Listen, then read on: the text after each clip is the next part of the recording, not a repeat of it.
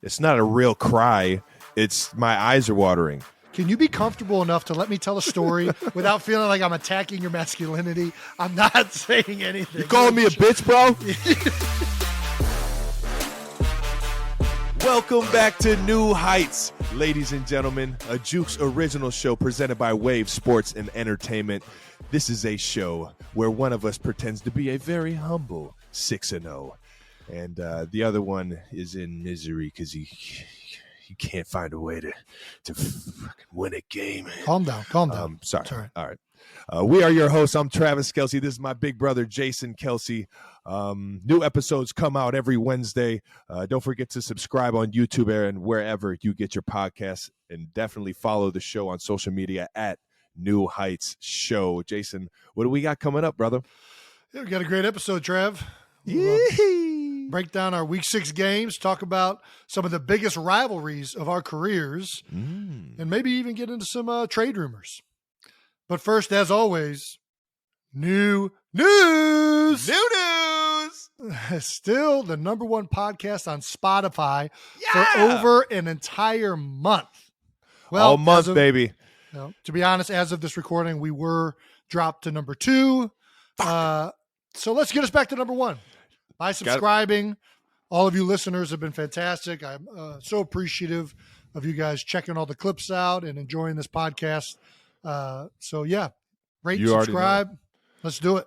I was in Yankee Stadium for the original Game 5, scheduled Game 5 that got postponed. So I didn't actually see any baseball, but I was at the stadium, and there were a lot of Yankees fans or just New Yorkers that listen to the podcast or listen to the show. Whoa, they listen to New Heights. Yeah, they said they loved it. So that was my first time really being in an atmosphere, having a lot of people or a lot of people from another fan base say that they were listening to our show, man, and that was extremely cool. I didn't know we were reaching that many people. We got some more fan art. A big Yeti sighting at the Chiefs game. There was a few. Yeah, well, Sarah Owens made a big Yeti sign. Did you see this sign? I did. Thank you, Sarah. I was driving in, and Sarah was like in the middle of the road, saw me coming. You saw it in the middle? Wow. Okay. Yeah. She made sure that I was going to see it, and I appreciated it. It got me into the what do you call it? The basketball. Every man for himself. I'm just happy we got your real nickname out there. Big Yeti's here to stay, baby. All right. Big Yeti's got to get a win, man. We got a fan question from Tita2216. My question is for Travis. Uh-oh. What shenanigans did Travis get into in Philly in Jason's early years when the Cincy football season was all but wrapped up and he was coming to Philly to watch me play? Any funny stories from that time period? Honestly, because once my season ended, I really went right into like draft, combine training, things like that. So I definitely came to Philly and enjoyed a few weeks, or at least a week out there, a few days out there. Well, my first season in the NFL, you were still a junior. Correct. So if you came out at all, it would have been that year. But I guess, when you're a college football player, you really don't get a downtime. You get 2 weeks after the season, then you start like winter conditioning, basically. Yeah, you're right back into it. I don't know that you really had time to really come out and visit me. I know you came to a couple games, but it wasn't a lot. And then second year, I remember coming to the apartment or the condo that you had down in was it South Old Philly? City? Yeah, Old City? Which one? Old City, the one Old City over there on Market. Yep.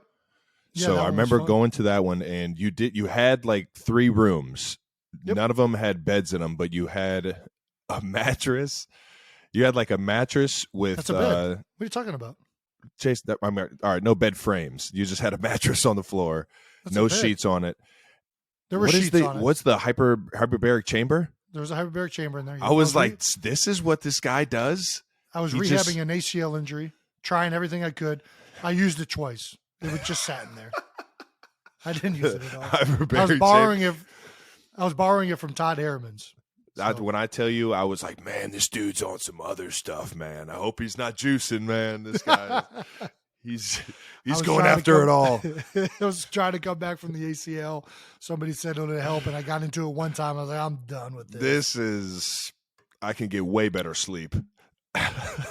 Not in this confined space. Everybody knows the best sleep you get is with a mattress on the ground in frame. So that when you get out of it, you have to do a sumo squat just to stand up again. All right. Yeah, I don't know. There's not really any great stories. No, one outstanding story. Back to that same apartment. Guy like me, haven't really seen a lot of money in one sitting. Like I had, at least up to that point in my life, I hadn't seen a lot of like cash, like cold hard cash, you know? Okay.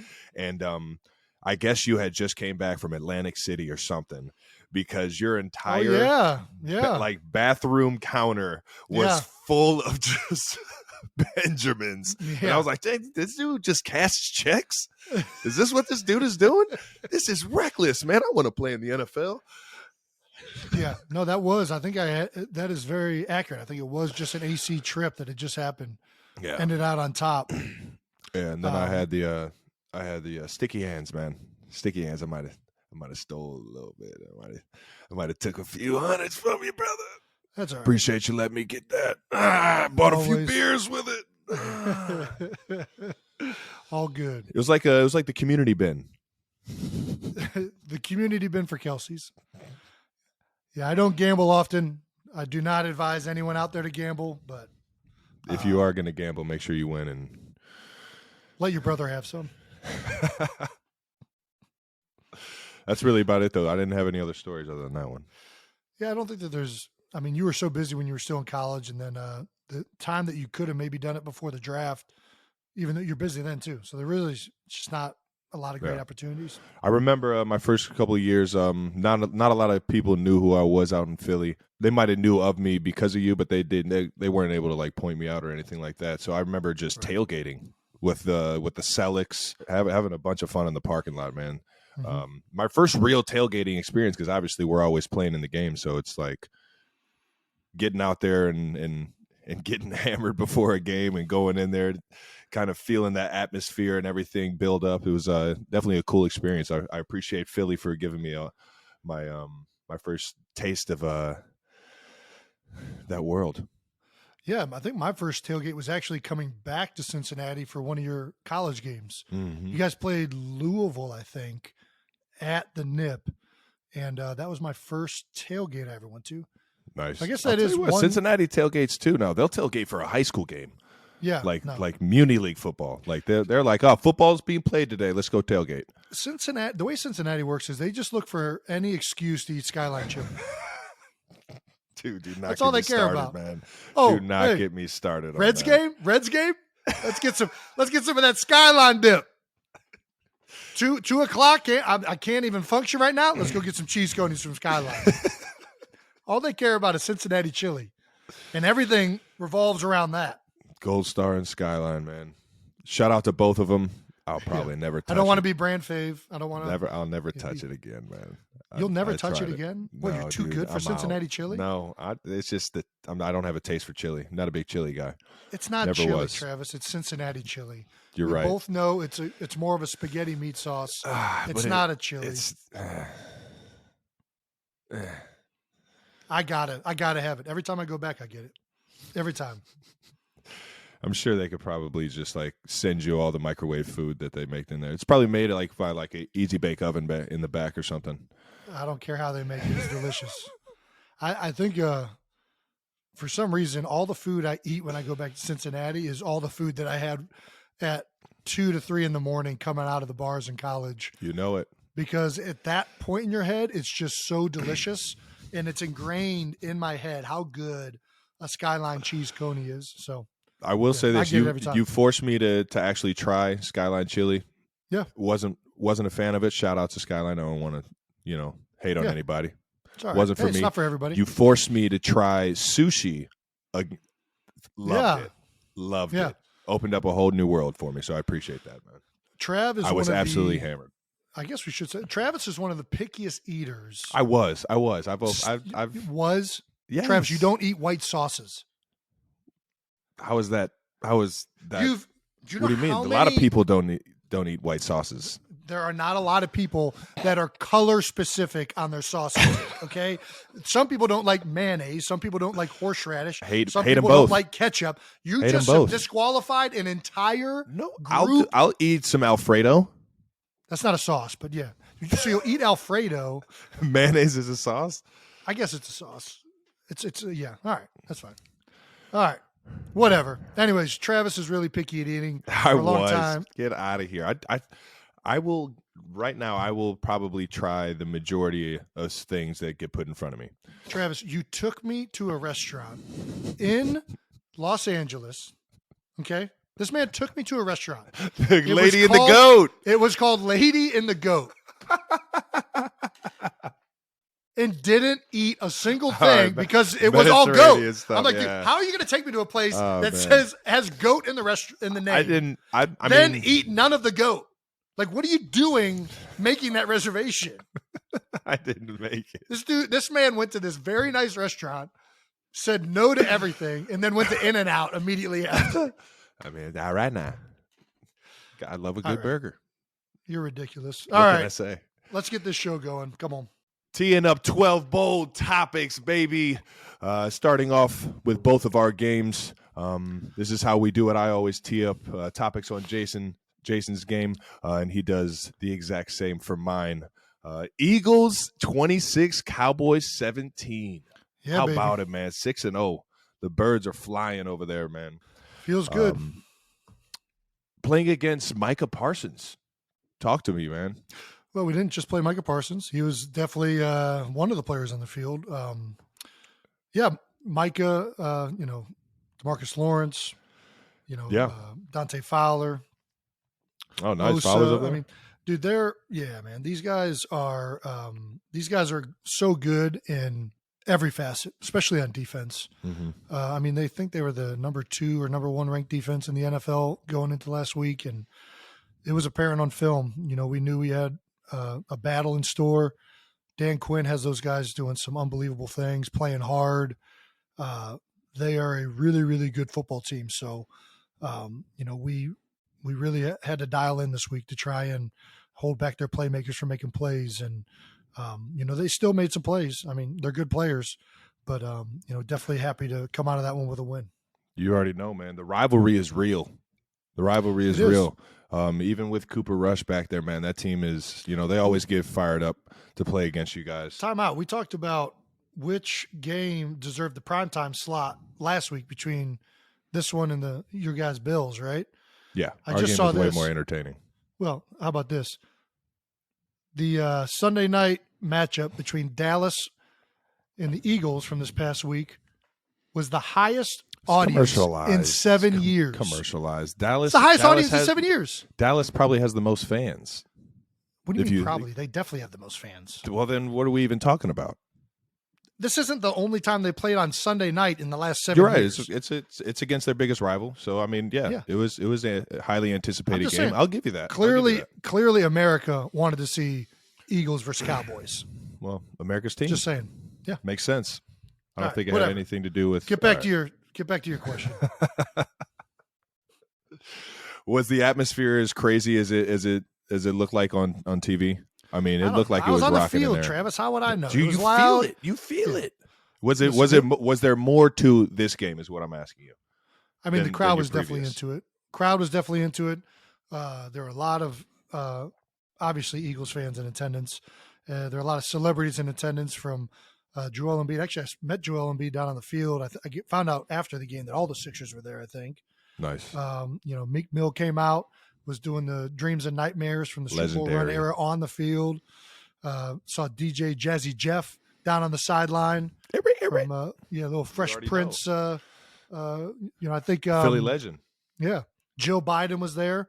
Dr. Jill Biden. Now. What is it? Is that FLOTUS? FLOTUS, I think that's how it's First Lady of the United States. Okay. Oh, okay. Anyways, nice. Yeah, I see what you did there. Yeah, I didn't do that. I think that's like a thing. But so Anyways, atmosphere was electric. There was tons of energy on the field, and it made a difference. The defense came up big, 3 turnovers, played an incredible game for the most part. It was an outstanding game. What gets you fired up more? Because I've been in the link a bunch of times. Yeah. Do you get fired up for the cheers more, or do you get fired up when they just start boo? They just start booing anything that they don't like, whether it's the refs or a bad call, or you guys just aren't performing. What gets you more fired up? Because I love a good boo, man. A good boo. Yeah. It's just a whole different world. You know what I mean? It makes it more of a dramatic. Well, who are they booing? They're booing the refs? Well, I mean they're Philly fans, so they could be booing you. That's what I'm saying. Like, listen, boos does that get you fired up? I mean, dude, do you know how many times I've been booed in Philadelphia? Like, that's like a rite of passage. Get this, Dr. Biden was booed with a bunch of cancer survivors starting the game. Time out. Yeah. Listen, nobody is exempt from an authentic Philadelphia welcome. When you come to the link, if you're not a Philadelphian, you get booed. Now, I think they do live in Delaware, and that kind of counts as part of the Philadelphia community. But, I got to ask her after the coin toss how it felt to have an authentic Philadelphia welcome. What did Dr. Biden say? She didn't say. She was not listening to what I was saying. She just laughed and went along her day. She's focused on improving public education in our country. She doesn't give a crap about what 62 on the Eagles says to her. Rightfully so. Anyways. Keep doing your thing, Flotus. Let's get back to the boos. All right. So the boos, I don't know. I think boos are good.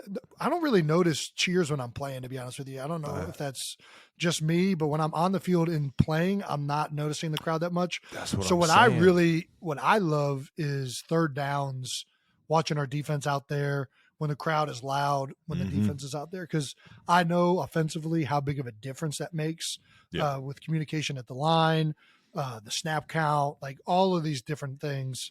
And hearing loud cheers that lead to procedural issues from the opposing team. Gotta love it. I'm all about that. Call me a nerd. I love some good opposing team procedural issues from the fan crowd. That's what gets me jazzed. You get the quarterback right here? Yeah. Yeah. Say it again. I can't hear it. Speaking of procedural issues, we had our own procedural issue. Mike Tirico actually shouted us out after this. Shout out the podcast. Thanks for the shout out. Shout out Mike, man. Yeah, I snapped the ball when I wasn't supposed to snap the ball, almost in a critical situation. I mean, we're only up 9. Are we in silent count? We're not in. We're at home, Travis. So then, what did you hear something? There was Jalen was going to check the play. There was some communication going on, and it's third down. It's 3rd down and 7, so I'm trying to get off the ball and pass block. Yeah. And I knew it mid-snap. Like, as I'm snapping the ball, I feel that this is not when I'm supposed to be snapping the ball. What I should have done was just aid it and take the 5-yard false start. You gotta love it when time freezes, man. What I should have done is just held it and taken the 5-yard false start, but I actually snapped it. And if you watch the clip, I don't even try to block anybody. I turn around and get on the ball. I recovered it. It's not funny. It's actually terrible. This is the second time this has happened this year. Padding stats, man. Fumble recovery, man. Good for you. It's the second time it's happened this year. Freaking, I think, what's his name? Interested. Now I'm interested. Does Jalen get hit with that fumble, or do you get hit with that fumble? Well, now that I've just announced that I wasn't supposed to snap the ball, they'll probably put it on me. But I don't know. I think I have no idea how that works. Probably Jalen, unfortunately, which, sorry, Jalen. I didn't mean for that to happen. That's happened twice now at home. We usually have less issues like that with silent count because, I don't know, it's just more like there's less room for kind of going off the cuff like that. Like, what ended up happening is we're in the middle of the count, and then he wanted to audible the route to one of the receivers. So, like, you're kind of rolling into it, expecting the count to happen, and then all of a sudden it's like, oh, that isn't the count. That's a check. Yeah. So, I don't know. Not ideal. We got to clean that up, obviously. I got to clean that up. But it was a nice little shout out from Tirico. Thanks, Mike Tirico. My guy, man. You want to talk about a stud? That guy, any big time event, that guy's doing it. He's Really? an absolute legend. You know it, man. He's a workhorse like that. You know it. I respect anybody that, they take their job seriously and they work at it. He's effortless. He's absolutely effortless, man. I love it. So genuine. The dude kills it. He's been killing it though. Thanks for the shout out, and of course it did make the show. There we go. Had that tussle with the D tackle. Osa, 97 for the Cowboys. Mm-hmm. He's actually a really, really good player. He is. This is in his second year. Just battle it in the trenches, man. Well, it's late in the game. Obviously, the Cowboys are frustrated. We just had a big drive, and at this point, the game's not over, but it's at that point where if we get a first down, it's over. And we had a play before that where I think I kind of finished it a little bit longer, and then he tried to grab my leg. So I'm like, I'm definitely finishing this next play. You're gonna start. You poke the bear, man. You poke the bear. Well, not like that. I'm just like, okay, we're doing this, and then we're doing this. It's whatever. Pushed him over, then it pushed him over a pile, and then I got my second WWE wrestling move on me. I'm thinking, at some point the NFL switched over into the World Wrestling Federation, but no, it was hip tosses, man. I found this out afterward. I guess he's like a 3-time state champion wrestler, and it was a textbook double leg takedown. I mean, it was a spear that Bill Goldberg would have been proud of, and sometimes you just got to take out. Listen, it's a game of high energy. We're battling all game. I got a ton of respect for him and their defense. No matter what happens, I don't take stuff personal at all. And you can't, man. You can't. And it was a great double leg takedown. He got to let out some of his, frustration, and we got a 15-yard penalty, and the game was over. So I'll take it, and I'm sure he was happy to slam me on the ground. Shout out to Osa, man. Nick Sirianni is maybe the perfect Philly coach. Yeah. After the spine buster, man, he was throw him out of the game. Maybe threw a few other words in there, potentially. But he was yelling at the other sideline, man. I did not expect that. I didn't see that. I don't know if the Philly culture's just getting it out of him, or how good his team is. He's here and he wants to show he's fighting for the city too. I don't know, man, but I definitely didn't see that out of Coach Sirianni, man. Then you haven't been watching too many games. Nick is one of the most passionate. Dude, he's screaming at the officials on like all last season. Nick is one of the most passionate and energetic coaches I've seen on the sideline. Obviously at that point in the game's pretty much over. I think he was upset, so he's telling the officials what to do, but not out of the ordinary. And I do think he fits Philadelphia extremely well because he's like a no bullshit coach. I think he got criticized a lot when he was doing his first press conference. He's just kind of like authentically him. Loves football, like loves competing, loves talking trash. I mean, he's a guy that I think really does fit the Philadelphia personality really, really well. And as we become successful on the field, Philadelphia's fallen in love with this guy, and I only anticipate that to grow. He is a competitor through and through. In some ways, he's an underdog in the way he was hired and where he came from. Freaking played at Mount Union, so he's got some Ohio ties to him. Let's go, baby. So, I think he fits in really, really well with the Eagles fan base, I think, and they're just going to continue to fall in love with that guy. Shout out to the old ball coach, baby. The start streak and game day fits 128 consecutive regular season starts, man. Yeah, we can't keep talking about that. We got to skip. Yeah. He's only third, so it doesn't even matter yet. We'll talk about it when you're number one. I'm not going to get number one, but I'm a little superstitious about talking about consecutive starts or streaks like that. I feel like whenever you start talking about it, for sure something happens. Yeah, no. Dude, I think that happened with Mitchell Schwartz the year he was playing in Cleveland and in Kansas City with me, and I think the year that we started talking about how many games he had played back to back to back like that, Goes down. Unfortunately, he went down. Yeah. Dude, it happened. John Dorenbos, the day he tied the record with Harold Carmichael for the most starts or most games in Eagles history, got hurt, never played a game again in Eagles history. Yeah. All right. Well, let's stop They talking announced it on the field. Dude.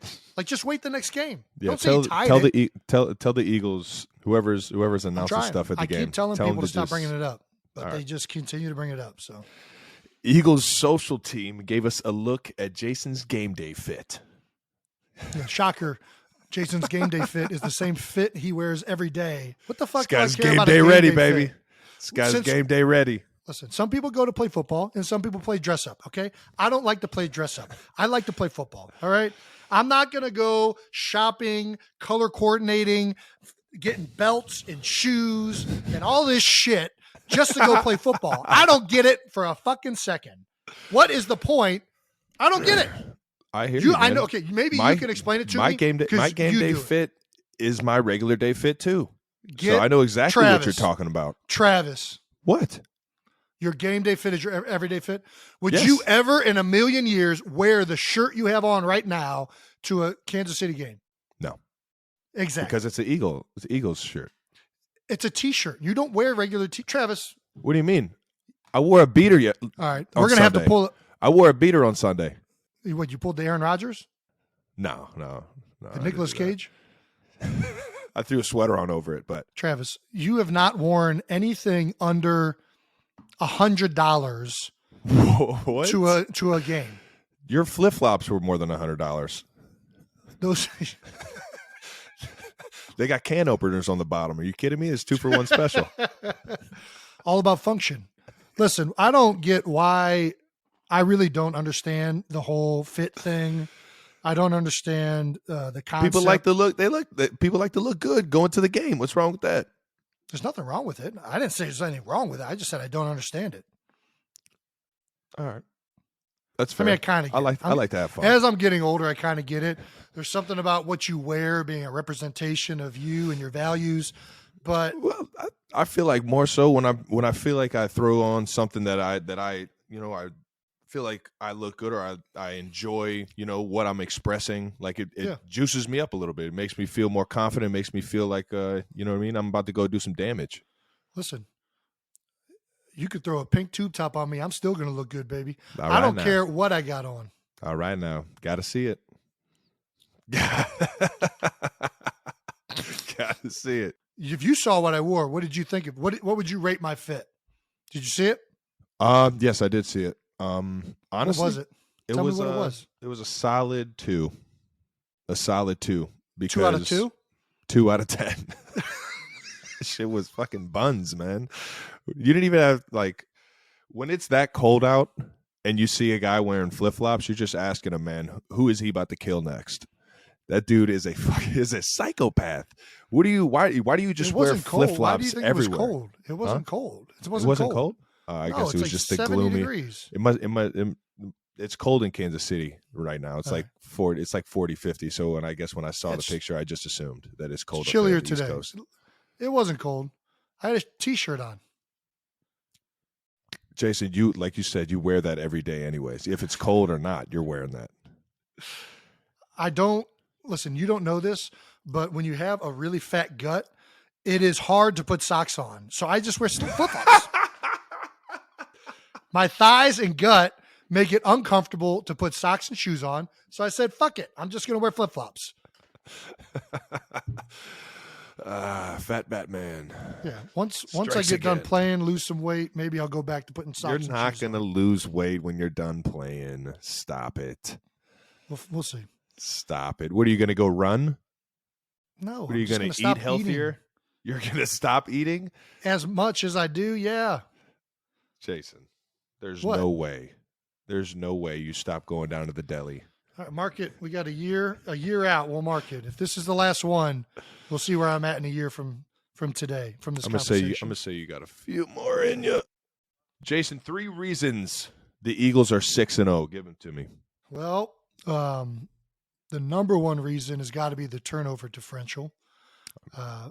Right now we're plus 12, which is the highest since any team in the NFL through 6 games since 2012.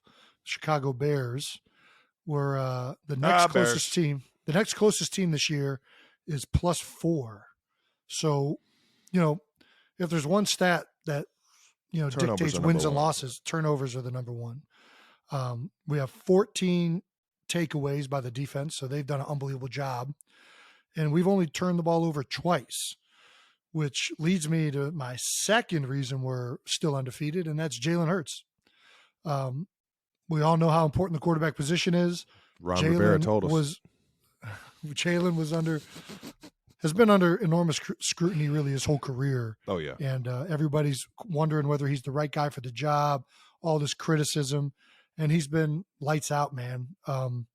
Not only has he been pretty much near the top in every statistic throwing the ball wise, so he's improved as a passer. Mm-hmm. He's also up there in rushing yards, which opens up a lot of things in our run game and our offense. Man. And we just talked about it. He's only turned the ball over twice. It's hard. It is really hard to be a playmaker, a reason you win the game, and also be a game manager. In my opinion, that's what separates the best quarterbacks in this 100%. league. Yeah. You have to be, not only can you be a guy that is making plays that others can't, you also have to be smart enough and composed enough to manage the game and make the right decisions. And right now, he's been unbelievable in both of those categories. And the third reason is we're playing our best football at crucial points in the game. Mm-hmm. I'll never forget playing high school hockey at Cleveland Heights. Our head coach, Kurt Gunther. Kurt Gunther told me the most important parts of the game and the most important parts of periods are how you start a period and how you finish a period. So far this year, we have started games lights out. Mm-hmm. We've led every game at halftime. We have more second quarter points than a lot of teams have points scored in general. And then in crucial points in the game in the fourth quarter, when we've needed a drive against the Cowboys, against the Cardinals, and against the Lions, we've been able to run the ball and ice the game and finish it out strong. If you're playing good football at the end and at the start, that's kind of when you need to. Pretty good indicator, man. Yeah. 100%. Now we haven't done it. We haven't done a 2-minute drive yet. We haven't had to put that 2-minute fourth quarter drive up, which I'm looking forward to. At some point we're going to need to do that. But, so far, those are my reasons, I think, why we're 3-0 or 6-0. 3 reasons why we're 6-0. All right, now trying to get to 7-0, baby. Well, we got a bye week this week. Looking right. forward to that. All right. All righty. Well, I guess we can start talking about your game. Yeah, man. Do you want to? Yeah, I could talk a little bit about it, man. All right. Well, the Bills are a good team, Chiefs. Man. The Bills are a very good team. That's an understatement. The Chiefs lose second of the season, 20-24 against the Bills. Yeah, let's talk about it. You guys are are you guys a rivalry now? Is it official? What did it feel like in the game? It felt like there was a little bit more to it. I think that a lot of hype into the game. On top of that, familiar with the guys across the ball. Whenever I feel like I play guys that I'm familiar with, it's a whole different game. It's more of a chess match. It's more of what is this guy's technique? You know what I mean? Instead of just going out there and just and playing fast, you're thinking of more things without a doubt. And number one scoring offense versus the number one scoring defense in the league. In the Bills defense and our offense. And unfortunately, we only put up 20 points, man. We got to be able to find ways to keep putting up touchdowns. Field goals aren't going to win it against a team like that. A guy like Josh Allen, you know what I mean? He's an absolute stud, can do it, can, beat you in a lot of different ways. They got a creative offense. Stephon Diggs, can't say enough about that guy. Dawson Knox had a huge, huge touchdown at the end of the game with a great throw from Josh. But honestly, this one stings because of all the hype and you always want to play your best against the best, and it stings because we didn't play our best. We handed it to them in a sense. Obviously, they're a great team. I don't want to say that's not knocking them at all. But when I look at the film, I'm seeing a lot of things that we could have done to help ourselves. Instead, we were hurting ourselves in a few different facets of the game, and it's just, you know, you just got to fix them. You got to be your worst critic. You got to go into the film room, and you have to not point fingers at any direction, but right at yourself, and just keep hacking away at it. We were banged up in the secondary. Offensively, we didn't move the ball early in the game as much as we wanted to. A few red zone opportunities came out empty-handed. Got to be able to capitalize, even if it is 3 points. I was talking about touchdowns. Even if it is 3 points, find a way to get points on the board early. And then just finishing the game like we know how, man. And it was just we knew we were going to be in a bar fight with those guys. Von Miller, a guy that I got tremendous respect for, had himself a day. We knew that was the reason why they picked him up, was to be able to get to Pat Mahomes. And we got to do a better job as a team. You know, putting him one-on-one with any tackle is probably a favorable matchup for Von. I'm sure he'll take that. Yeah. You know what I mean? So it's like doing things that can help slow him down. Maybe get the run game going more. You know, things like that to just kind of make him have to think about another thing. Yeah, just don't let him pin his ears back. Exactly. And it's and that was for the entire defense. You know, we came out thinking they were going to run a lot of shell like they have in years past, and this year they went a little bit more man robber, and you know what that does is it sometimes makes Pat hold on to the ball while we're en route trying to get open, and we got to be able to win our one-on-one matchups, and that's where that accountability, looking myself in the mirror and saying you got to be there for that guy 1-5 back there and get open early, no matter what, no matter if they're holding you, they can't hold me. You know, try and find ways to even when you know it's not a favorable matchup, I'm getting bracketed or something like that. Find a way, you know, just keep being creative and you know, accountable in that aspect, and it's This one would be a huge learning experience. Like I said, we were a little banged up. We had a lot of young guys take strides. I think there were a few plays that you know, a few of our young corners could have just, you know, stuck their tail between their legs and just kind of like kept it moving. No, they bowed up and actually played their tails off for the rest of the game, and that was great to see. So we have new faces, a lot of young players, and a big game like that is a huge learning experience, and it's a big confidence booster when you look at it on the film and you see, you know, where you could have been more accountable, and that's for sure. Yeah, I mean, I feel you're making it seem like there's like a very drastic thing. You guys lost to a really good football team, and both you and the Bills made mistakes throughout the game. It was a back and forth all game long, and it was a game that didn't disappoint. You know, very much like last year's playoff game. So, you know, I'm sure you guys will get some of these things corrected, but, you know, I still think, you know, that game could have gone either way. You guys are right there. And that's probably why it hurts so bad, because you guys know you had it. You could have won it. Yeah. And, you know, that's the reality of tight games and why they sometimes hurt worse than a good old ass kicking. Whenever you're playing a really good football team, like an all around great football team, we talk about those big energy plays. You gotta keep making those plays throughout the game, because you're not just gonna get momentum and keep it, right? That other team is fantastic too, so they're gonna find ways to build it up. Everything's magnified, right? So it's like making those big plays. You got to refocus your energy back to like, I need more. Yeah, or that, you know, Mahomes had that early interception in the end zone.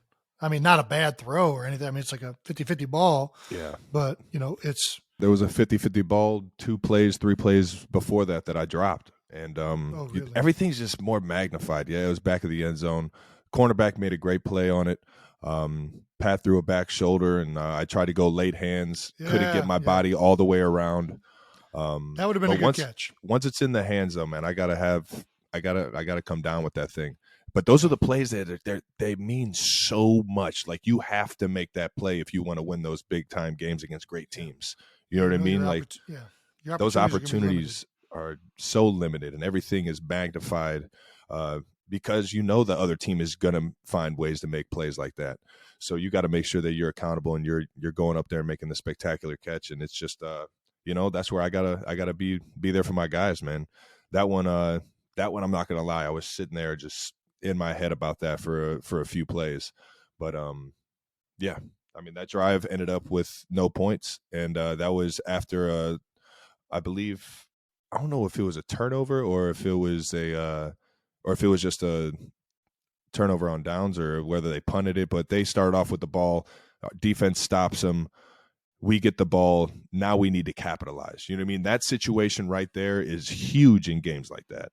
Being able to, stop a team out the gates and put up points first, knowing that you're going to get an extra possession going into the second half because you get the ball in the second half.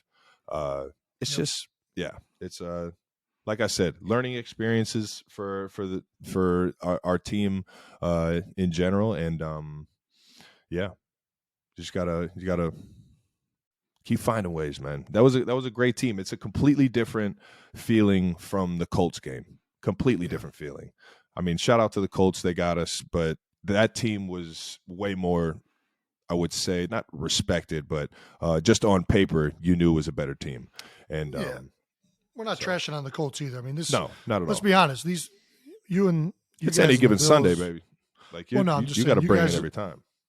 You guys in the Bills are, I think we're ranked on most of the power rankings as 1 and 2 going into that game. I mean, I know we're undefeated, but you guys are in the AFC. The AFC is the conference that's loaded this year, and you guys, this was a heated matchup for that very reason. So, yeah. And guys can say whatever they want about the 2 picks or the turnovers and all that, but Pat Mahomes played his tail off. He was out there fighting, competing, running around, making crazy plays, crazy throws. I mean, watching the film, I just it fires me up when I see that dude play football the way he does, man, because you could tell he's putting it all out there.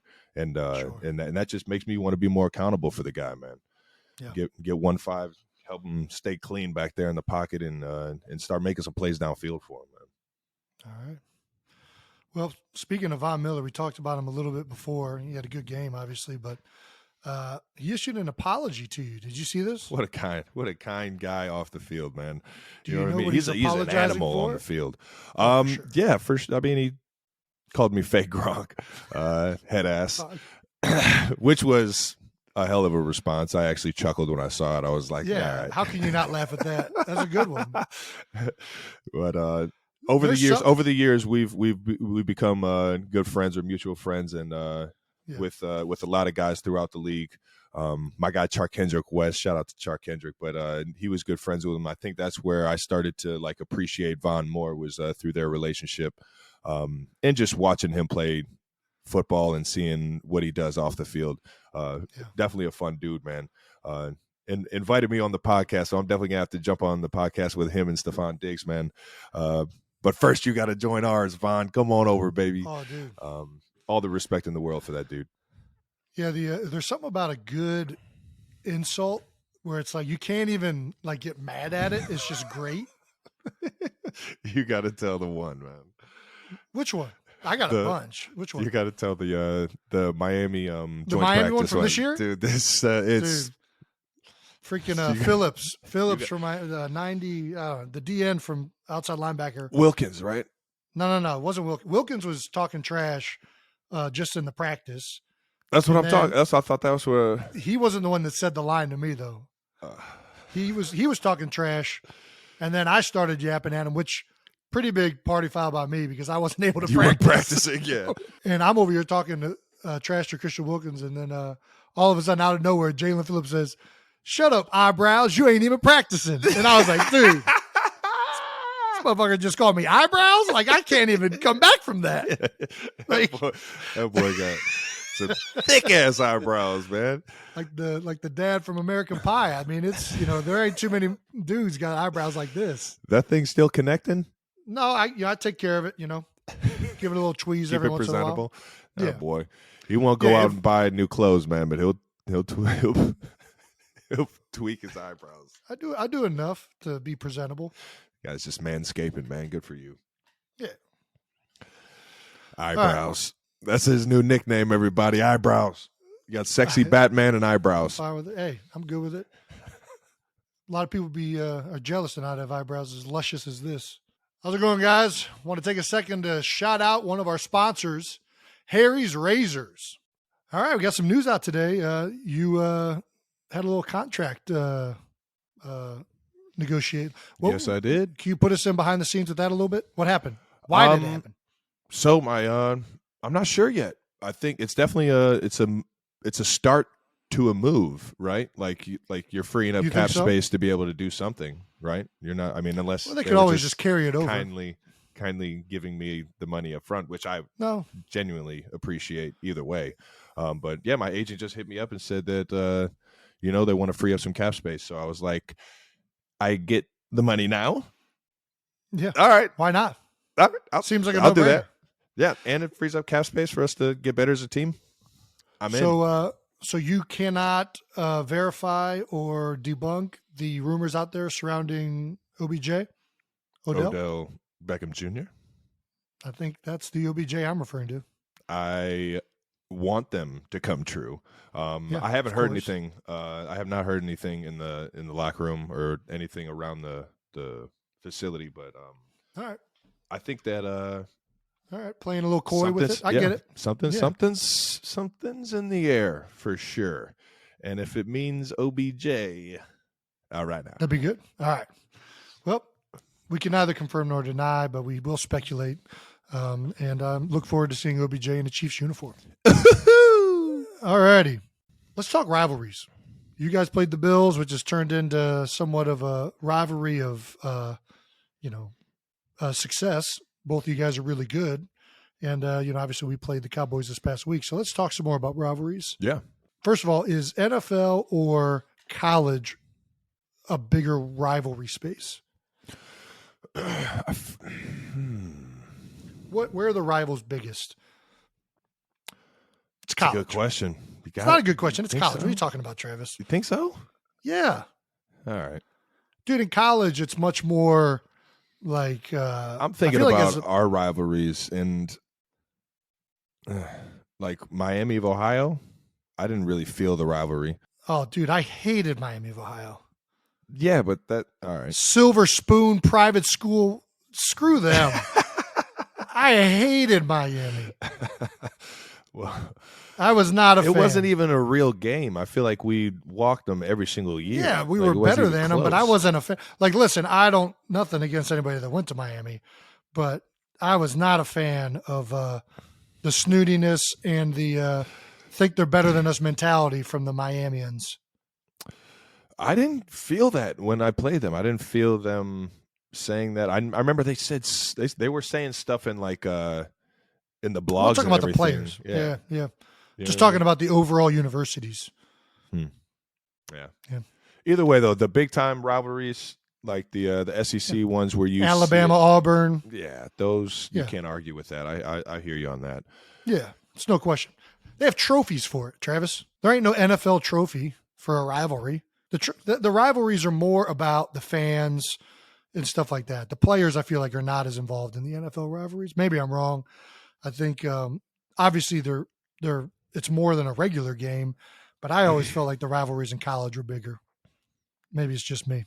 Some people in the Dallas Eagles game might think a little different. I mean, it was the most watched game.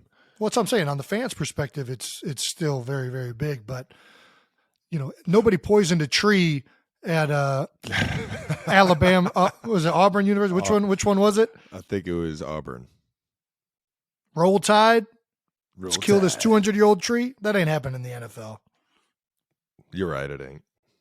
Who has been your biggest rival in your career? Man, that's a great question. I would probably have to say the Broncos.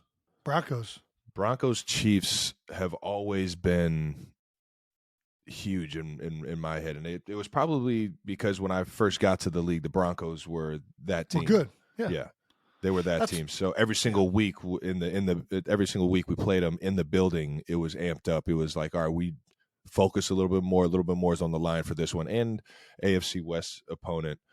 playing them twice a year. I just feel like that rivalry and the Raiders have always been, without a doubt, the two biggest ones that I actually feel the rivalry and the history whenever we play them. Yeah, I mean, for us, I got to say Dallas, probably because the fan base just makes you feel it so much, and we played a lot of meaningful games against them. Yeah, And this is our first win in like the last 7 games, so happy to finally break that trend. We had a bad run against Dallas for the last few years, so yeah, I think outside of them, if I'm going outside the NFC East, probably go Minnesota. Again, we've had meaningful games. We had a big NFC Championship game, and the fan bases seem to hate each other. And so, yeah, I go Minnesota. yeah. Give them some love. I'm not sure if it's mutual, but I absolutely hate playing the Patriots. I feel like you get a lot of fake ass Gronk stuff from the Patriots. Well, I mean that's good shit. I ain't mad at that. I'm mad at him calling out my mom in the stands. You don't like your whenever, mama jokes? Yeah. No. Your mama jokes are cool. Just when you say them to me, not my mom. Oh, you know yeah. what I mean? That's like fair. when mom's leaving the stadium and she's getting heckled. That's fucking low blows, man. But other than that, and mom isn't the only one that had a tough time. A lot of people say they go into New England and just get a bad taste in their mouth about Patriots fans.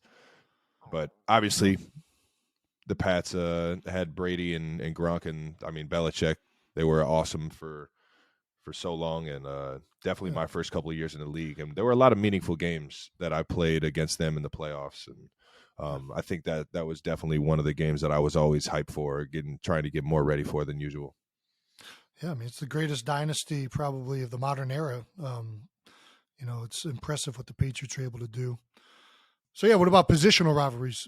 Do you ever find yourself having, I don't know, looking at other tight ends, stats, things like that, and, accolades and, like, compete against that? I genuinely look at what all the tight ends did in every single game. I just like to see what guys are doing out here. If they had a big game, I'll watch it on film and see how he was getting his yards. But yeah, whenever I played Gronk or whenever I played Zach Ertz, whenever I play a big time tight end across the ball, like a Darren Waller, I'm trying to outperform him 100%. I feel like, and don't get me wrong, it's not like I changed my mentality or anything. I want to be known as one of the best that's ever done it. And what a better way to show it when two of the best that are in the league go at it in the same game, For me, I feel like the main guy that I always looked at for a while was Travis Frederick with the Cowboys. We were both in the same conference and highly rated centers. And I don't know. Yeah, you always want to be the best, right? And, I had a lot of respect for him, still do. Unfortunately, his career was cut short. Had a really bad illness. I think it was Guillain-Barré syndrome. But, he came back to the year after that and then retired. Got a lot of respect for him, obviously, because we played a lot of the same opponents, and he had such a great career. I think he was a Pro Bowler dang near every season he played in the NFL. Yeah, he was a stud.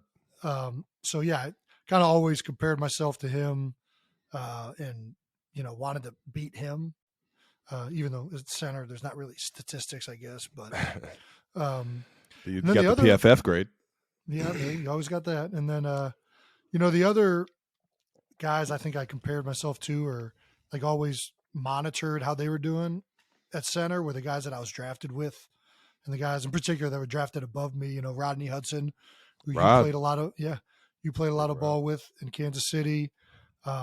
Stefan Wisniewski, who was drafted ahead of me, and in the Raiders. And ironically enough, a guy that like I wanted to prove I was better than, or like I was competing with in my head, ended up coming and joining the Philadelphia Eagles, and we ended up winning a Super Bowl together. He ended up being a guy that like became my teammate and made me a better player. Like we ended up helping each other. Oh yeah, and, smart dude. He's a very smart football player, man. Brilliant guy. I got to see him at the Eagles game I went to. the Wiz was in the house, baby. Yeah, yeah. But the Wiz obviously played in Kansas KC, City and won a Super Bowl with you guys. us. Can't say enough good things. He looks great, man. You talk about losing weight, man. There's no way you're doing the Steven Wisniewski, man. You're not losing weight, dude. First of all, it's Stefan Wisniewski. Get I my call man him the Wiz's Wiz, man. Wiz, I'm sorry, dude. Wiz just would follow Kelce brothers and get Super Bowls. So way to go for the Wiz. Shout out to the Wiz, man. Speaking of position rivalries, what about is there anybody that was like really, really good early in your career? Maybe somebody that you like wanted to kind of be as good as, like is Gronk for sure. Oh, okay. It was, there you go. I mean, he was the staple for an all-pro tight end. How you do it in line blocking, how you do it in passing game, How you and do then on top of that, how you do it partying, and then on top of that, how you win football games, man. He just shows up every single week, and obviously him and Tom were arguably the best duo, quarterback tight end duo of all time. Me and Pat are trying to say something about that, but we got a long ways to go to try and catch up to those guys. Sure. But I was early on in my career, I was very aware of what Gronk was doing every single Sunday. And not only that, but I was getting compared to him. The tall white dude wearing number 87, loves to have a good time. I think that naturally that comparison came about the more the Patriots and Chiefs played. But I personally, I absolutely love the way that dude just cut it loose, man. You could tell he did not make football hard. He went out there and played the game with a good feel and just a high energy and a motor. And I was always trying to, I don't want to say one up him every single week, but I was very aware of what Gronk was doing over there in New England earlier on in my career for sure. Yeah, I mean, everybody was. He was probably the most unstoppable force. And at his best, I mean, that dude could do everything. Yeah. I think it was 2011 or 2012, and he had the 17 touchdown season with 1,300 yards, and nobody had ever seen a tight end just take a ball to the house, run through tackles, just dragging defenders from like the 50-yard line all the way into the goal, the goal line. It was unbelievable to watch, and I got obviously so much respect for him. Was able to finally enjoy some party time with the Gronkinator, man. Gronk's Beach out in Vegas with the Chainsmokers, man. That was so fun. That was on my bucket list. Yeah, trying to because obviously playing on the field, playing against him was an honor, but partying with him was even more of an honor with him and his family, man. The Gronks are wild, as we know. Of course. And then during my first Super Bowl down in San Fran, we actually had a round table of me, George Kittle, Gronk, and Tony Gonzalez. And that was one of the coolest conversations I had ever been a part of. To be on that stage, Super Bowl week, talking to top tier, four of the best to ever do it. I'm sorry, three of the best to ever do it. Including yourself again? So cocky. How do I do that every time? Either way, man, it was such a genuine or like just an organic appreciation for each and every single one of those dudes at that table. And hearing Gronk and what he saw in not only my game but George's game and Tony's game and vice versa about all those guys, man, it was just it was definitely cool to experience that, and the time went by too fast, man. That conversation could have lasted for days, man. Sure. But they cut it short because obviously Super Bowl week schedules were pretty tight. But we got to get that round table going again, man. We might just get everybody on the show, man. Everybody come on to new heights, baby. Let's start talking some Seriously. Ball. It really is fun to talk with other guys, especially at your position. I talked about Travis Frederick a little bit ago, and I still remember we were at the Pro Bowl his last year, and Trav he was always the guy that had like the backpack cooler with the beer in it and drinking the beers at practice. Like, it's my kind of guy. Just a great dude. And I remember looking at him, I was like, man, is it me or is it getting harder? And he's like, it's definitely getting harder. Like, that's why I got the beers. Yeah. He's like, man, I don't know what these defensive coordinators are playing more and more games, and it's man. But yeah, it's always fun to talk with another guy at your position, and whether you're talking about football, life, you find out you got so much more in common than you really realize. So, anyways, let's talk about the biggest rivalry in the human existence. I'm talking about the sibling rivalry. Ooh. Yeah. Yeah. I'm not gonna lie. I didn't really feel like we had a sibling rivalry growing up, but I also think that might have been because I was the older brother, and I was just winning at everything. So let's hear it from your perspective. You weren't winning everything. All right. I didn't. You were winning the majority of them, but you were not winning everything. If you won, it was because I felt bad and just wanted to let you win. Up. You feel bad? When have you ever felt bad for somebody in your life? Okay, it wasn't because I felt bad. It was because I was like, okay, if I don't let him win once in a while, he won't play with me. What? Yep. I'm bringing it every single day. I'll say this. Obviously, 2-year difference for brothers is a big difference. But I feel like the rivalry really became apparent to me when you had finally started to hit puberty in high school, when I was a senior and you were a sophomore. In particular, that one day when you finally beat me in basketball. Finally? You didn't even play basketball, Jason. Yeah, but when we played basketball, you weren't playing basketball. That doesn't matter. Out there. I was winning, though, because I was bigger and more stronger and faster than you. That's it. Yeah, because there's no fouls on the playground, man. Travis. This dude was out here hacking. I didn't need to hack. I didn't need to hack before you hit puberty. I was freaking 5 inches taller than you. I just blocked every shot, okay? The only game you won at was horse because you could shoot better than me. But the reality is, ladies and gentlemen, he just said it. He didn't win at everything. That's a good point. But the moment the rivalry really became a rivalry was when you hit puberty. We're out in the backyard, and you finally could actually beat me as something athletic. And you were doing this stupid, driving the, outside hook shot. And I could not fucking stop it. I could not stop it. And I was you had just gotten taller than me, so I could no longer just block it every time. Mm-hmm. And I was furious. The hook that was my patent move down there in the post, man. You couldn't stop it, man. But it wasn't even like a post. You weren't even backing into it and doing it. You were just driving and then just I was running away from you. Yeah. Okay. Finding a way, baby. And I was furious. And so I just started to do what everybody does and pick up basketball when they're losing. And you just start fouling the other guy. And you said, that's a foul, man. That's bullshit. And I said, I see, there ain't no refs out here. There's no refs. And then you got upset. You threw the basketball at me and walked into the house. And I'm like, oh, hell no. And in my head, I'm upset because I'm having to come to the realization that you're better at basketball than me. And I go inside the house and you're at the refrigerator and I wheel you around and I punch you in the face. Way too aggressive for the situation. That escalated quickly. Yeah, and was not expecting a punch in the face, ladies and gentlemen. Well, we fought, but there weren't too many times where it got to that level of a punch in the face. Keep your fucking composure, man.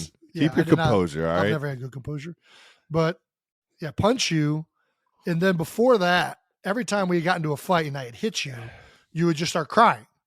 And it was okay, Jason, I won the fight. Do that. I did not start crying. Maybe when we were young. Yeah, exactly. That's what I'm talking about. Every time I would hit you when you were a kid, you would just cry, okay? Well, because it fucking hurt. What do you mean? No, it's because you're a kid. I'm not saying you got me right here in the nose. Travis, you already know. It just immediately makes it. Can you just let me tell the story? In the nose, Travis, you start crying. I am not attacking. It's not a real cry. It's my eyes are watering. Can you be comfortable enough to let me tell a story without feeling like I'm attacking your masculinity? I'm not saying anything. You calling me a bitch, bro? You were a child, okay? But anyways, you would be upset and you just run away. This time I hit you, you scooped me up before I realized what was going on and slammed me on the kitchen floor. The oven popped off of its hinges.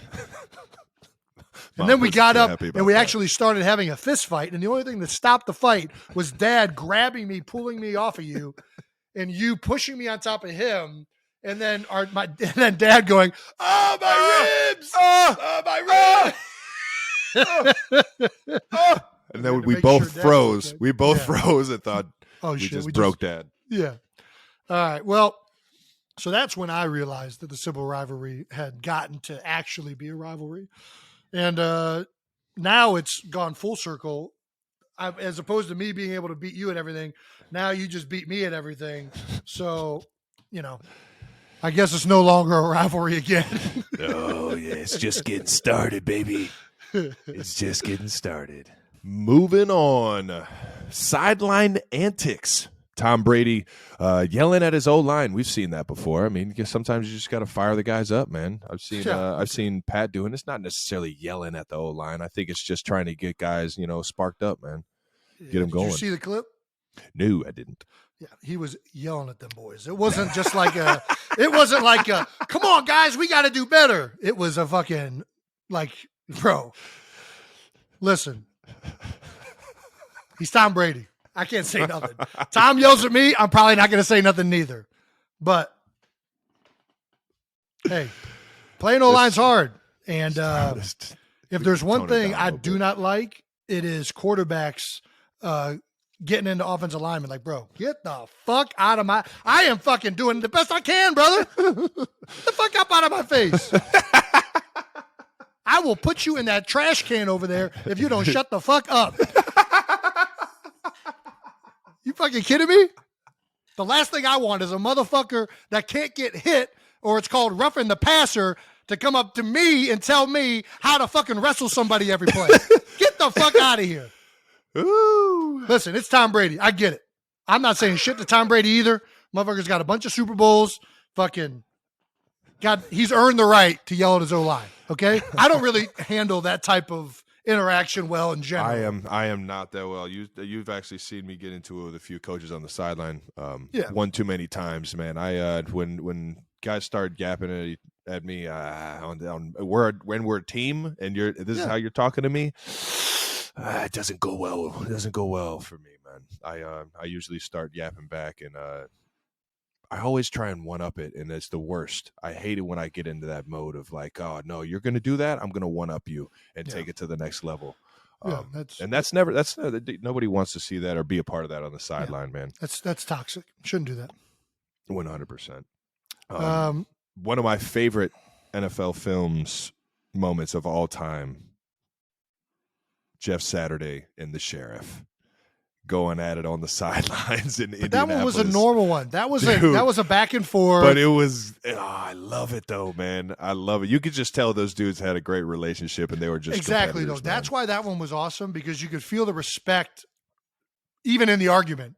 Mm-hmm. Like Payne's like, that's bullshit, Jeff, and he's like, well, we gotta run the ball, and it's like, dude, that's not how you argue when you're mad at somebody. This is like, I feel like you guys are just arguing to get the team going. Like this. This is like, there's too much respect here to have a legitimate argument. So yeah, there's just a lot of frustration. So we got to get it out somehow. Yeah. So, but I don't know. I think, I mean, listen, arguments are going to happen. I already talked shit on it. I don't know. Whatever. No, I hear you. The trade deadline is approaching. I think that may be, why the Chiefs opened up some cap space. Yeah, I think that's probably fair to say. Yeah. It's always fun to see who's what moves are going to be made at the last second, last-ditch efforts to change your team. Our 2017 year, we made a trade for Jay Ajayi. He ended up being a big part. Addition. Yeah, huge part of the team. And energy guy, swag champ. Yep. You get those guys to just boost the swagger of the team, bring a whole new energy into the building. Yep. Last year we had one with Melvin Ingram. Yeah, swag champ, a dude that's just a great dude, and on top of that, great football player, smart football player, athletic, can just go out there and make plays. Absolutely boosted our defense. When the 2019 year that we won it, Terrell Suggs, we landed Terrell Suggs late in the season, immediate game changer.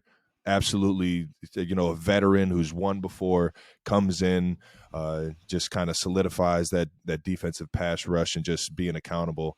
And another swag champ, man. Just another swag champ, man. I forgot Terrell Suggs played for you guys. Yeah. Trade deadline. Have you ever felt like, I don't know, man, maybe I might get traded here? Have you ever felt like that when the deadline's approaching, or?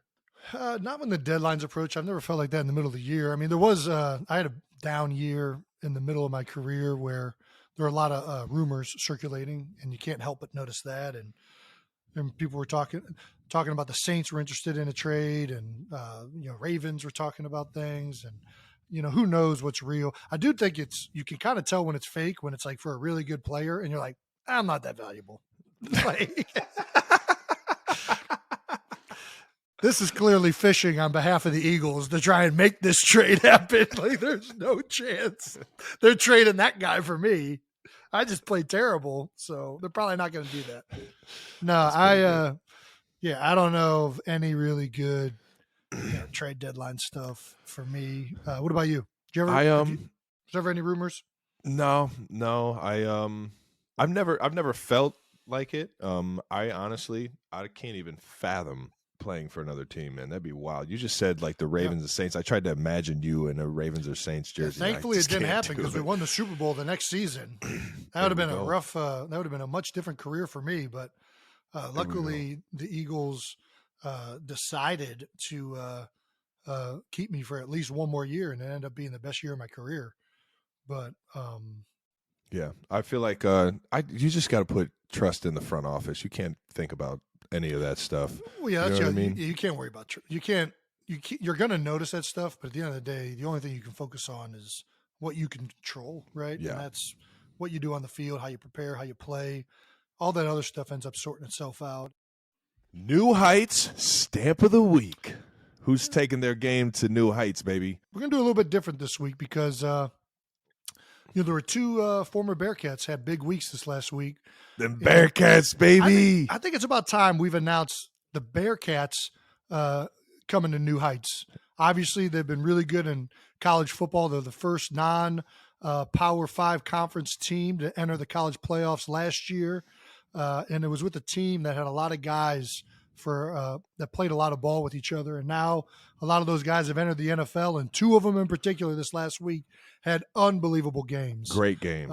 I guess I'll go with my man Alec Pierce up in Indianapolis, the receiver. Just shows up, man. He had a great game against us, too. Not a lot of stats, but had a bunch of big-time catches against us late in the game. We saw him make plays for years at the University of Cincinnati, and then all of a sudden, when their team needs it most, boom, big game-winning touchdown, 32-yard bomb on a go ball. Up top, Pierce. He's been going up top for years, man. Desmond Ritter used to just chuck it up to him, and he just should go and get it, man.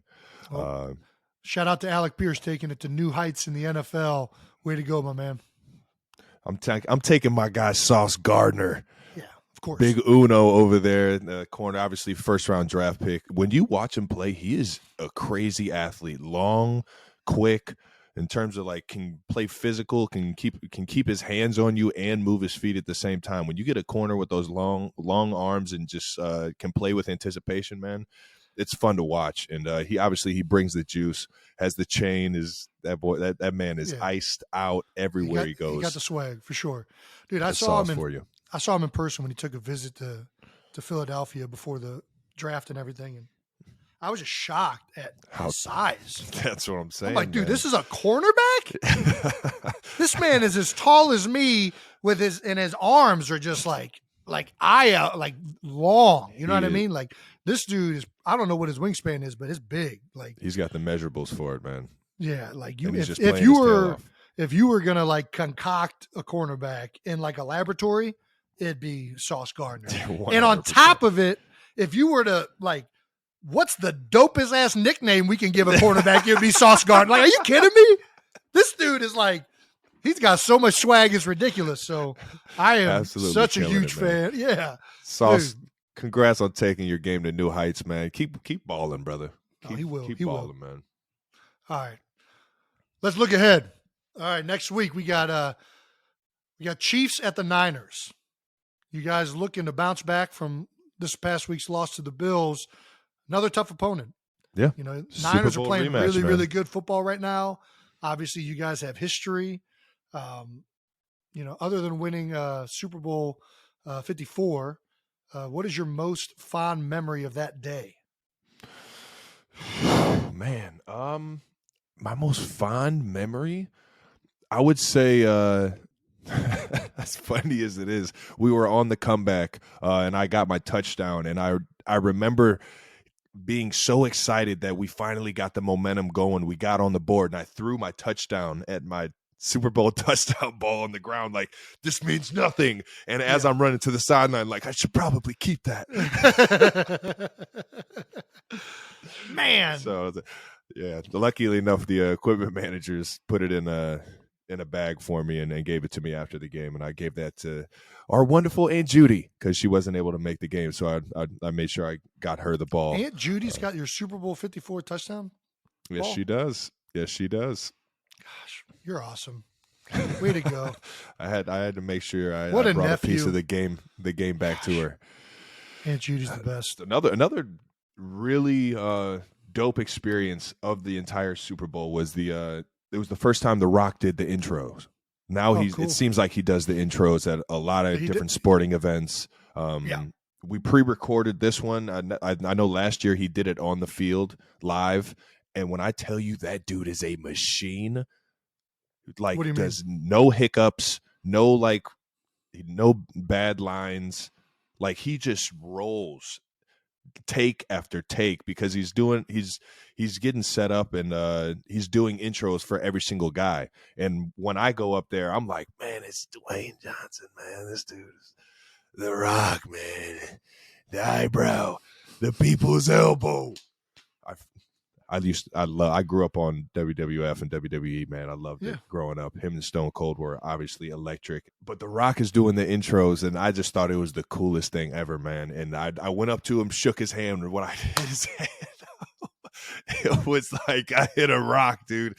That dude is so yoked. Yeah. Like shoulders, hand, bro, just it's like a boulder, man. Well, it's good to know he's got strong hands because I feel like a lot of times the like bodybuilder, muscle bound guys actually have like really tiny forearms and like weak hands. Have you ever noticed that? I think because they do like a lot of machine work. They do like the machines, so they're never working on their grip strength. I feel like a lot of those guys got like the Burger King hands where it's like, I'm serious. Got these big ass shoulders, but they can't fucking hold on to, a 40-pound medicine ball. Like, what? Just happy to know he's got good hand strength. That's good. That's good stuff, man. That dude is dense. You could tell, man. That dude is solid. All right. Solid. Shout out to Dwayne, man. That was definitely an experience to remember, though, man. I was amazed. Sure. I think it was just the stardom that he has. When he walks into a room, everyone knows that The Rock is in the room. I saw The Rock. It was a cool experience. He lifted at the Eagles facilities one time, and like when he walked into the weight room, I was like, "Oh, he's kind of big." And then after he was done lifting, I was like, "Oh no, this motherfucker's huge." Like once you saw him like fully jacked from lifting, swole. Yeah, I was like, "Dude, this is another level." He just keeps getting bigger too, man. It's impressive. I don't know. I wasn't. I feel like I would be more. I mean, I was starstruck when I saw The Rock, but for me, the number one guy I would be starstruck from that era of wrestling, hands down, Stone Cold Steve Austin. It ain't even close. Texas Rattlesnake, man. Yeah, bro. 316. Come on now. Hey, it's Kelce versus Kittle. National Tight End Day. My guy, G. Kittle. Got so much respect for him, man. He's got the new helmet, man. You see that thing? He's got like the Power Ranger helmet. Him and Bosa, man. They got they're in like the tech capital of the world over there in Silicon Valley. Silicon Valley, and it looks like they're I feel like the helmet that they're wearing makes them look even more impressive than they already are, like more athletic. I'm not gonna lie, I have not noticed this helmet, so I cannot comment. It's interesting. Hopefully it's working. I think it's sweet. I haven't seen them in our. I haven't seen those come through the Kansas City locker room. Nah, haven't seen those ones yet. But National Tight End Day, baby. Who makes it National Tight End Day? Who makes it National Tight End Day? I'm pretty sure Kittle. Kittle, the entire Kittle family, they're like the tight end U runners. Like they push it. They're unbelievable. When in Nashville, they basically host every single tight end in the league.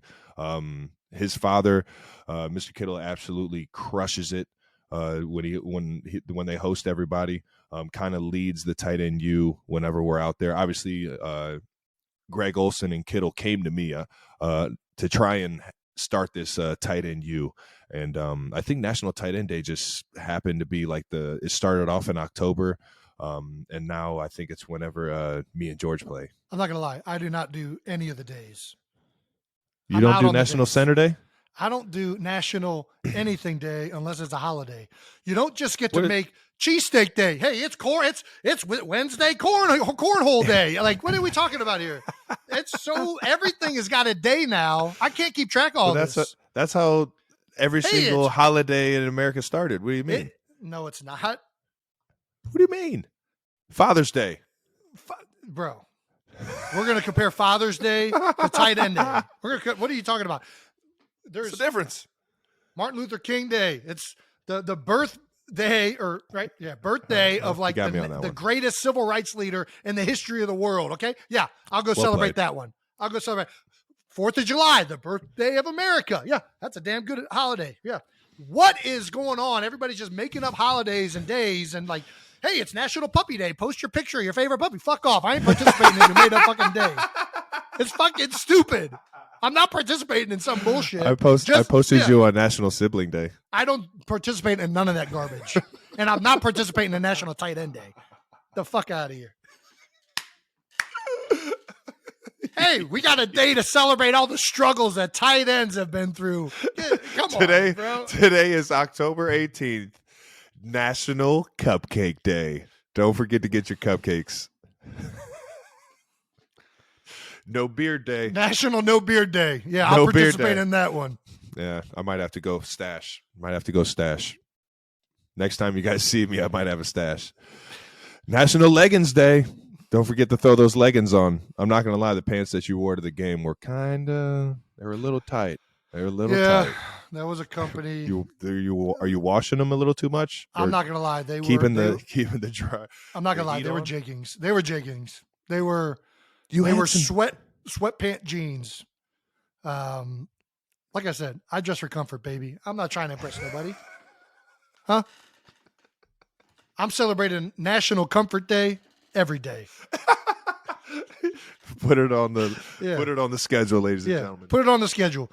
Every day, National Comfort Day. Celebrate. Have yourself a ball.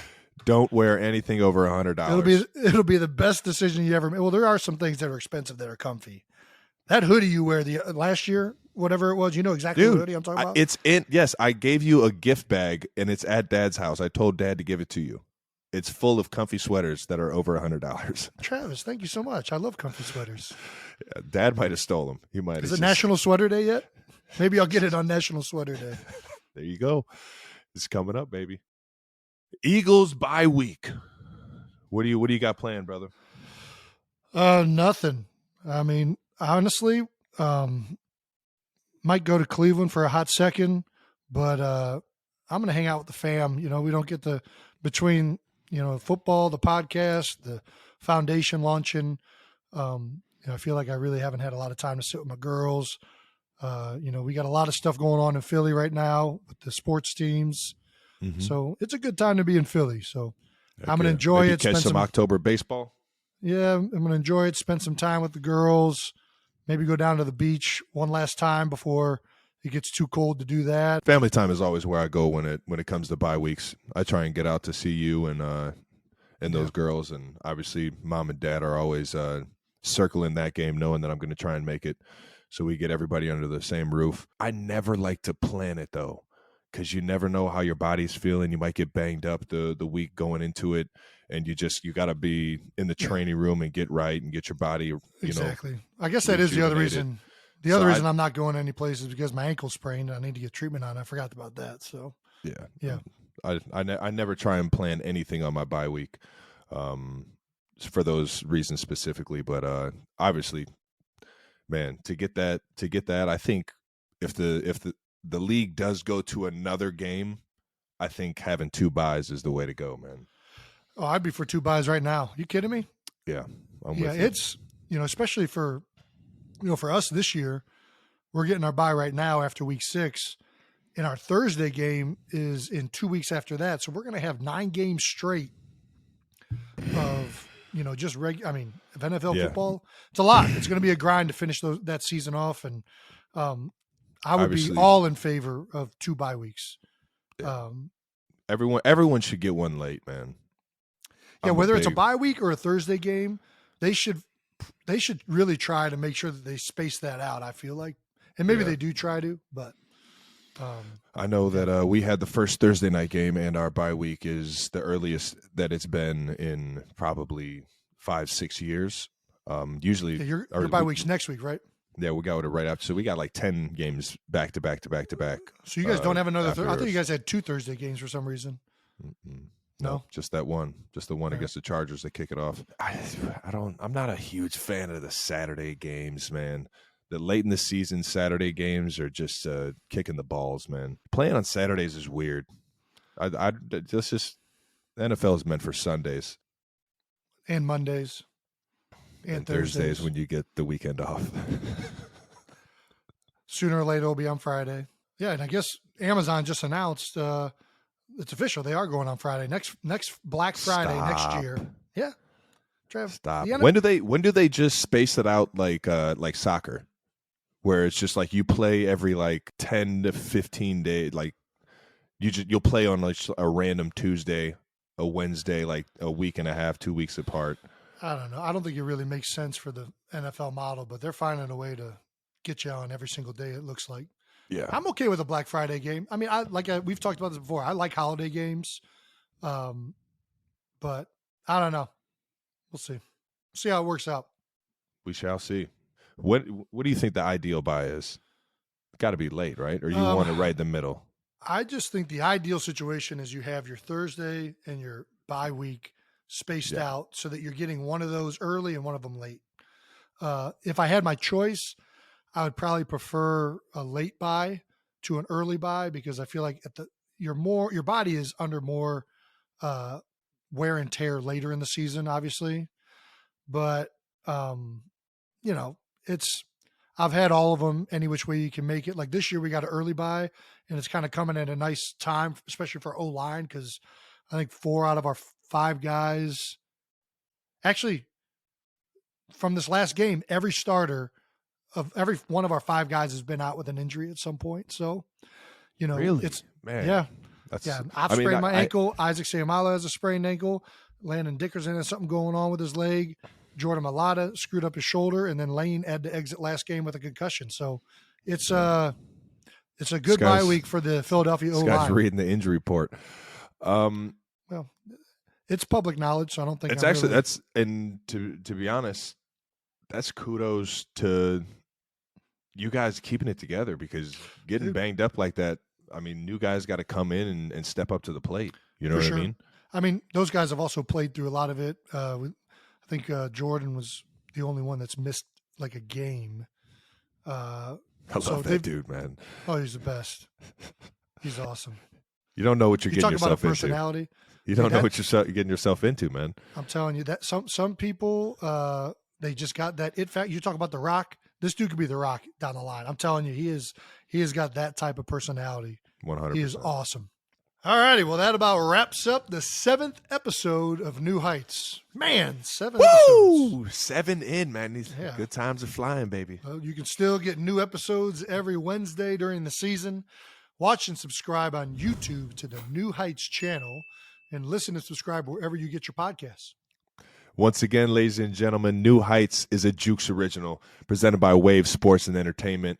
Make sure you follow us on the social media platforms at New Heights Show for fun clips throughout the week. And thanks to our production crew, as always, setting us up for success, man. You guys are the best, making it easy.